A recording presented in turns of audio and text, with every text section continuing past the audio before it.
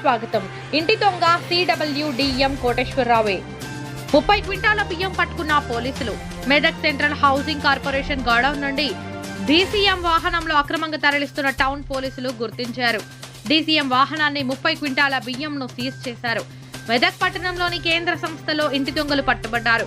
వాహనంలో అన్నిరుతులు లేకుండా గుట్టుగా తరలిస్తున్న బియ్యం లోడ్ను పోలీసులు గుర్తించారు.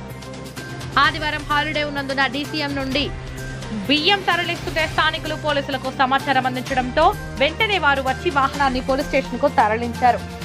మెదక్ పట్టణంలోని GW నుంచి 30 క్వింటాల బియ్యాన్ని అనుమతి లేకుండా అక్రమంగా బ్రోకర్ సంతోష్ ద్వారా DCM లో తరలించిన CWC మేనేజర్ కోటేశ్వరరావు స్టాఫ్ పై చర్యలు తీసుకోవాలని స్థానికులు కోరుతున్నారు.